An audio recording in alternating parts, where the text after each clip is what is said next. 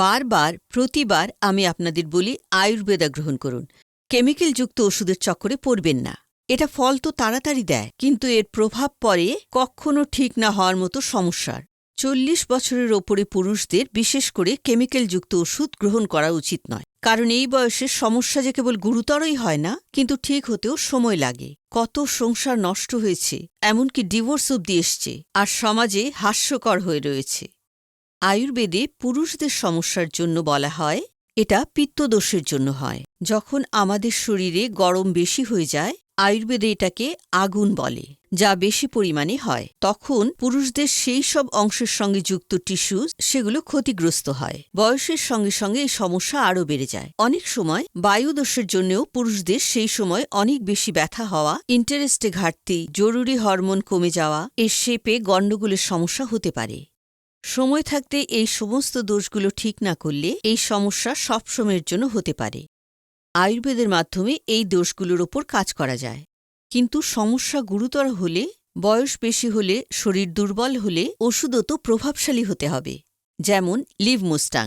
এই ওষুধ শুধুমাত্র আয়ুর্বেদিকই নয়, 3 মাস ধরে 60 জনেরও বেশি পুরুষের ওপরে ক্লিনিক্যাল টেস্ট করে বানানো হয়েছে, অর্থাৎ এটি ব্যবহারের জন্য একদম সুরক্ষিত। এতে আছে হিমালয়ের শিলাজিৎ, যা আপনাকে অনেক বেশি শক্তি দেয়, হর্নি গোডবিট জরুরি হরমোনসের সংখ্যা বাড়ায়, আর জরুরি অংশে রক্ত পৌঁছায়। আফ্রিকান জড়িবুটি মুলন্ডর লাভও আপনার এই ওষুধ থেকেই পাবেন, যা মুডস থেকে শুরু করে জরুরি হরমোনসের অভাব সমস্ত সমস্যায় সাহায্য করে। বায়ু পিত্তদোষের জন্য যে কেউ এই ওষুধ নিতে পারেন। একটা বয়সের পরে আমাদের শরীরের শক্তি কমে যায়, ক্লান্তি বেশি হতে থাকে।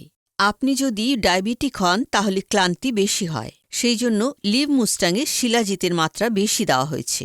বিশ্বাস করুন, শিলাজিৎ আপনাকে ক্লান্ত হতে দেবে না, আর দুর্বলতার মতো সমস্যাও সাহায্য করবে, যাতে বিনা কোনো সমস্যায় যৌবনের উদ্দীপনা অনুভব করতে পারেন। স্ক্রিনে দেওয়া নম্বরে যোগাযোগ করুন আর নিজের পার্টনারের সঙ্গে সম্পর্ককে আবার মজবুত করুন। শাশুড়ির খোঁটা খাওয়া তো অভ্যেস হয়ে গেছিল, কিন্তু এখন তো আশেপাশের লোক সুনীলকে এ সমস্ত কথা কি বলবো, কি জানি, বাড়িতে এসেই শুয়ে পড়ত, যেমন শরীরে কোনো শক্তিই নেই। কথা বলা তো দূর, সে সম্পর্কে ভাবাও পাপ। তখনই আমি একদিন সোশ্যাল মিডিয়ায় লিভমুস্টাং সম্পর্কে পড়লাম, কয়েকজনের ভিডিও দেখলাম। বিশ্বাস তো হচ্ছিল না, কিন্তু আমি রিস্ক নিলাম আর আনিয়ে নিলাম। সুনীলকে রোজ একটা ওষুধ দিতাম, কেবল 7 দিন, মাত্র 7 দিন, আর তারপর এখন 2 মাসের প্রেগনেন্ট। 1 ঘন্টা ধরে থামতই না। কি জানি কি এমন পাওয়ার এসে গেছিল, মনে হতো ও আগের সুনীল তো নয়।